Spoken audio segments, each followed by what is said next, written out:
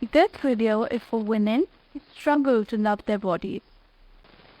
Certain incidents in your childhood or your teenage years might have made you create certain beliefs about your own appearance.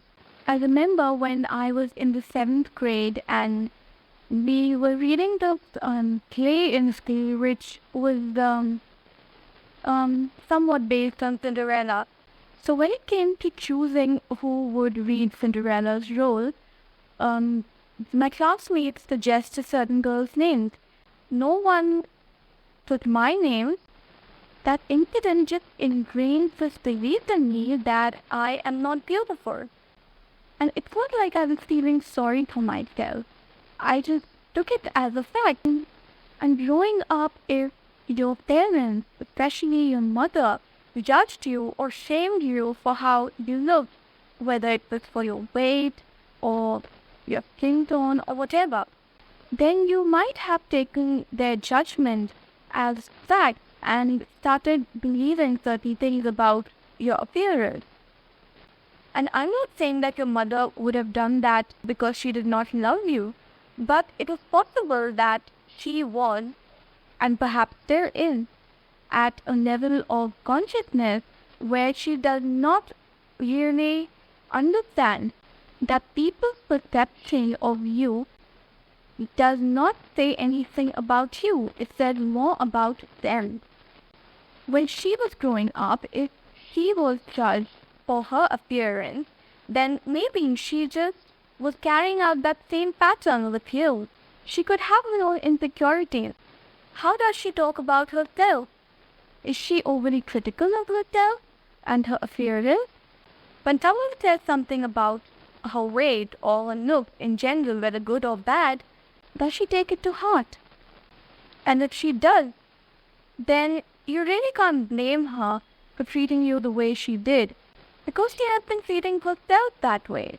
You must identify the pattern and the belief which you created in your childhood about your own appearance. And you can do this not to think of yourself as a victim, but because it helps you gain the awareness that most of these beliefs of yours were not something that you felt about yourself, but it was what people said about you that you just took as fact.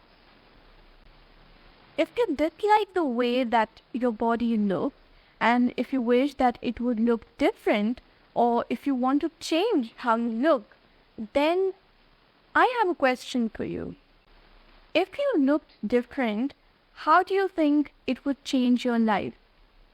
Would it make you feel differently about yourself? And if yes, then why would you think so? Is it that people would respond to you or react to your appearance in a different way? This means that whatever you feel or think you would feel is based on how people would think about you.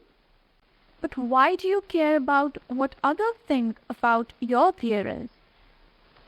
You would rarely find someone who is absolutely satisfied with the way they look. And so everyone has their own insecurities. If a person loves you only because of the way you look, or that their love for you changes based on how you look, then they do not deserve to be in your life. If you were the only person living on this planet, would you spend a single moment thinking about how you look? No, you wouldn't, because there wouldn't be anyone else judging you.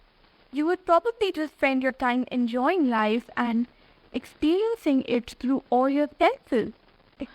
This body that you have is a blessing, no matter how it looks. It is because of your body that your soul gets to express itself in this 3D reality.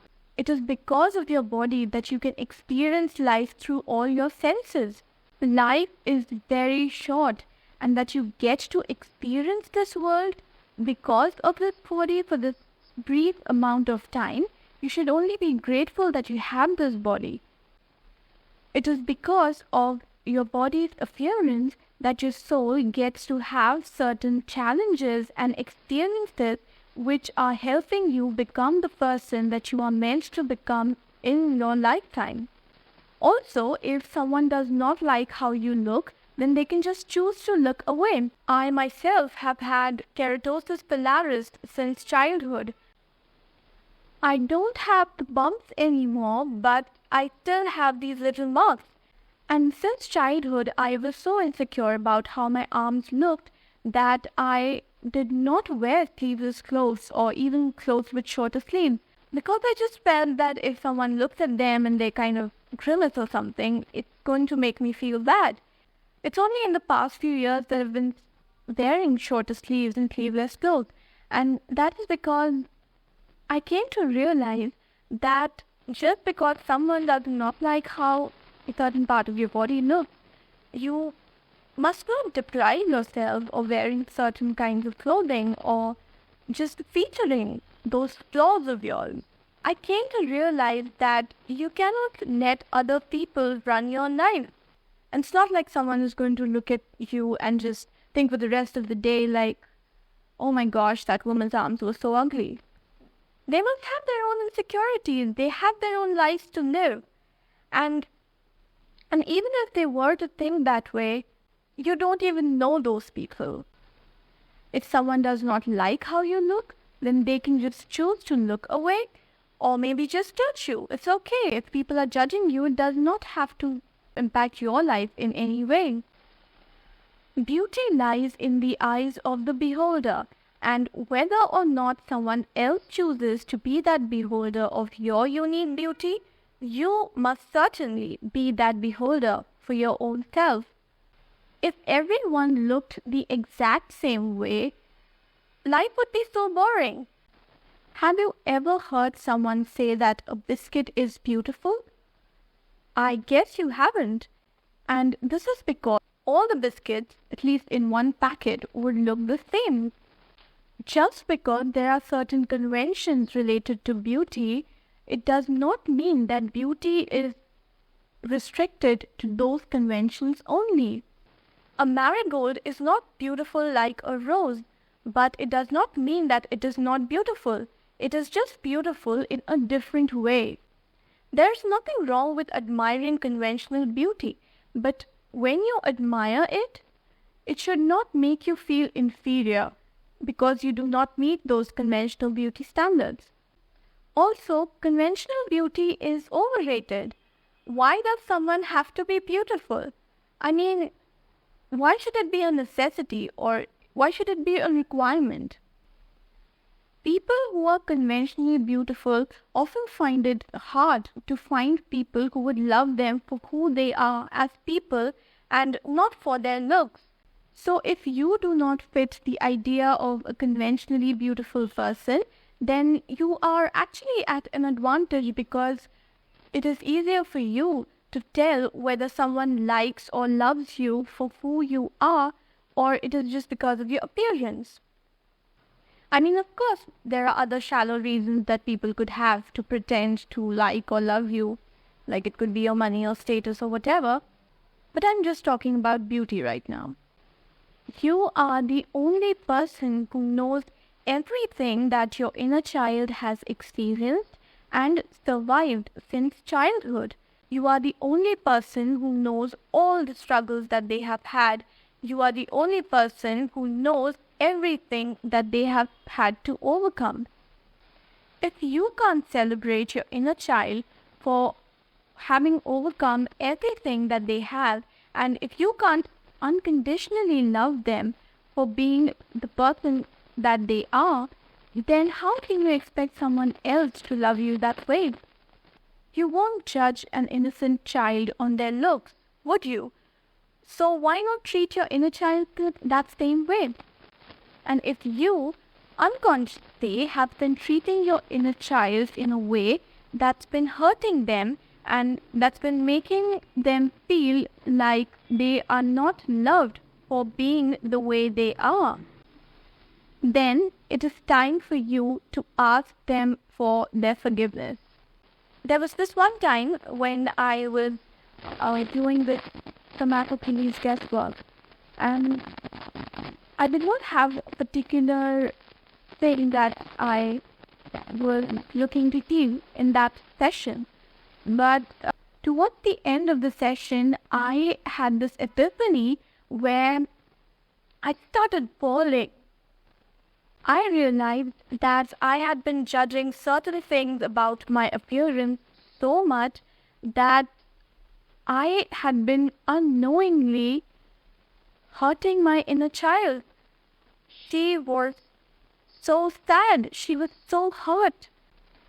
That night, I just hugged my pillow thinking that it was my inner little girl, and I remember I just continuously said, I'm so sorry, I'm so sorry, I'm so sorry, because I just felt so bad that I had been hurting her so much.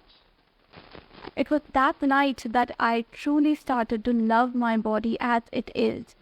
Apart from that, I had one more epiphany. It was a full moon night, and I was lying on the terrace just staring at the moon.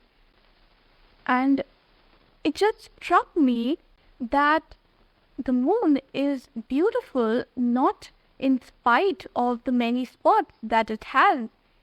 She is beautiful because of those spots. If she had been a plain white disk, she would not be as beautiful as she is. It is her uniqueness that gives the moon her unparalleled beauty. Also, instead of being insecure about your flaws, you should actually feature them. This is something that I learned from Aaron Doughty, that instead of thinking about what people must think about your flaws, you should actually feature those flaws. And remember that whatever you feel about yourself is what others would feel about you. It is just about your energy. And if you just love the way you look and you are super confident in your own body, then that would naturally translate into how people respond to you. And this is something that I have been practicing, and I know that it works 110%. Instead of dispersing your energy by thinking about what other people are thinking about you, if you just bring all your energy inside your body, you become instantly magnetic. You wouldn't necessarily heal your relationship with your body in a single day, but you must start the process. Be grateful for everything that your body does for you. Remember that your heart has been beating since you were in your mother's womb. So just be grateful for everything that your body has been doing all your life, every single day, every single moment, without you having to even think about it. The healing begins with gratitude. And other than that, thanks for watching, and I will see you in the next video.